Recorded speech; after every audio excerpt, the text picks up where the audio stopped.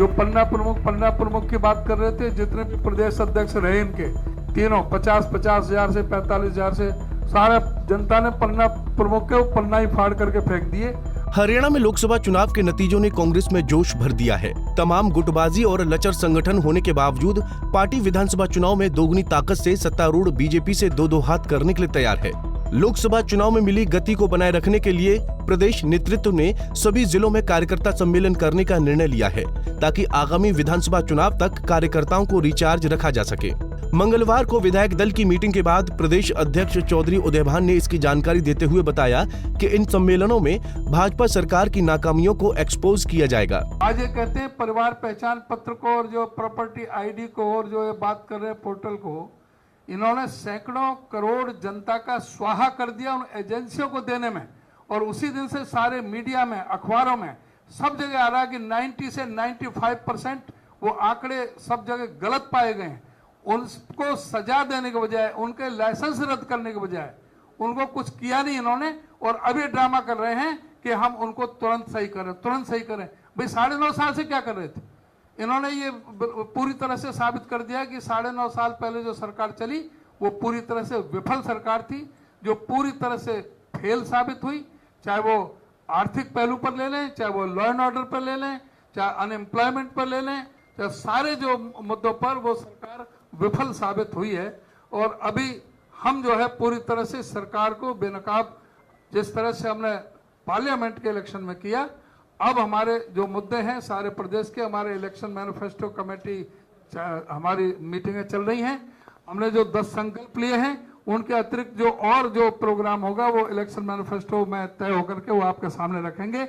अभी हमने सभी जो जिलों में हमने कार्यक्रम रखा है सभी कार्यकर्ता सम्मेलन करने का, और कार्यकर्ता सम्मेलन के बाद में फिर हम विधानसभा स्तर पर जाएंगे। तो जो भी हमने कार्यक्रम तय किए हैं, हमने 16 तारीख को संडे को सबसे पहला प्रोग्राम 11 बजे हमारा करनाल में है और 3 बजे हमारा कुरुक्षेत्र में है।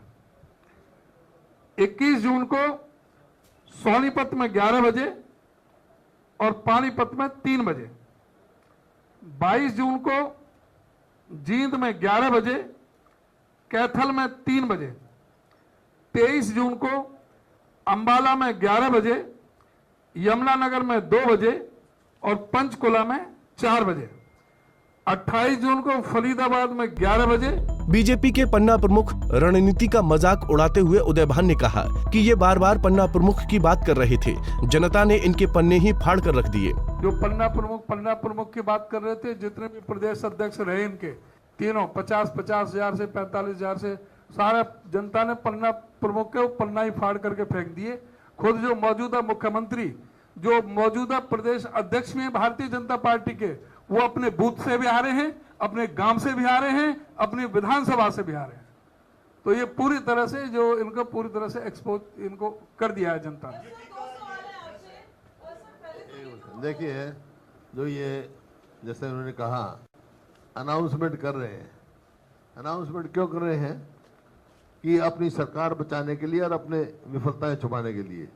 लेकिन लोगों ने तो फैसला कर दिया है, इनको चलता करने का फैसला कर दिया है।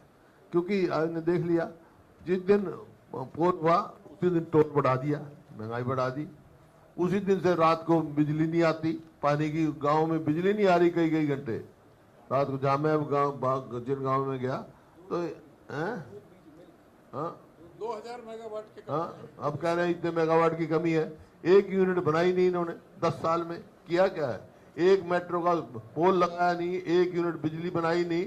अब कह रहे हैं 2000 मेगावाट हम हमारे को और दूर तक बाहर से लेंगे। तो क्यों नहीं लगाया? ये यमुनानगर का जो थर्मल प्लांट सैंक्शन हमारे टाइम का है, एक्सटेंशन उसकी, वो नहीं उसने कोई कार्रवाई की। बता दें कि लोकसभा चुनाव में 5 सीटें जीतने के बाद कांग्रेस आगामी विधानसभा चुनाव में खुद को कंफर्टेबल सिचुएशन में मान रही है। वहीं 10 सालों से सत्ता में बैठी बीजेपी के लिए परिणाम ने खतरे की घंटी बजा दी है। यही वजह है कि आगामी विधानसभा को बेहद दिलचस्प माना जा रहा है।